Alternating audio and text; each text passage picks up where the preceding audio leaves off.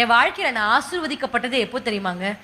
God's will அப்படின்ற ஒரு வார்த்தையை நான் கண்டுபிடிச்சதுக்கு அப்புறம் தான்.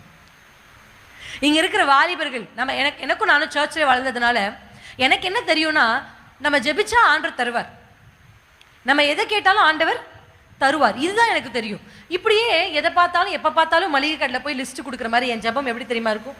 ஆண்டவரே இது எனக்கு வேண்டும், சீனி 1/2 கிலோ வேண்டும், பருப்பு 1 கிலோ வேண்டும் ஆண்டவரே, அரிசி ஒரு 25 கிலோ போதும் ஆண்டவரே, அடுத்த மாதம் நான் வந்து வாங்கிக்கிறேன்.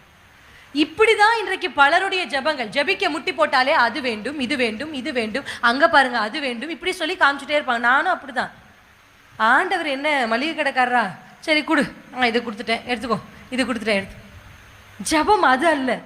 என்றைக்கு கர்த்தருடைய சித்தம்ன்ற ஒரு வார்த்தையை என்னுடைய வாழ்க்கையில் நான் கண்டுபிடிச்சனோ அப்பதான் ஒன்று எனக்கு தெரிஞ்சிச்சு, கண்கள் திறக்கப்பட்டது எனக்கு.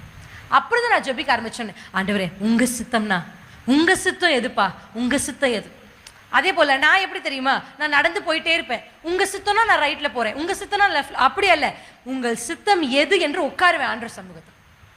அல்லேலூயா. நான் வந்து செஞ்சு பார்ப்பேன், அது நடந்துச்சுன்னா கர்த்தருடைய சித்தம், அது நடக்கலாம் கர்த்தர் சித்தம் இல்லை. இன்னைக்கு நிறைய பேர் ஆண்டவருடைய சித்தத்தை எப்படி தெரியுமா ஜட்ஜ் பண்றாங்க? ஆண்டவரே நான் நடந்து போவேன், ஆட்டோ வந்தா உங்க சித்தம், ஆட்டோ வரலன்னா உங்க சித்தம் இல்லை. நான் போய் அப்ளை பண்ணுவேன், கிடைச்சா உங்க சித்தம், கிடைக்கல உங்க சித்தம், அப்படியே குத்து மதிப்பா அப்படி போட்டு அப்படி வா. கர்த்தருடைய சித்தத்தை அறிந்து கொள்ள விரும்புகிற மனுஷர்கள் யார் தெரியுமா? தேவ சித்தத்துக்காக போய் காத்திருப்பாங்க. அல்லேலூயா. என் வாழ்க்கையில தேவ சமூகத்துல காத்திருந்து கேட்பேன், ஏசப்பா உங்க சித்தமா, உங்க சித்தமா? உடனே ஆண்டவர் சொல்லுவார், என் சித்தம் இல்லை. உங்க சித்தமா? அதுதான் என் சித்தம். அல்லேலூயா. அப்படி சொல்லி கர்த்தர் என்னை நடத்தினதுனால தான் இன்றைக்கு சரியான பாதையில் நான் நின்று கொண்டிருக்கிறேன்.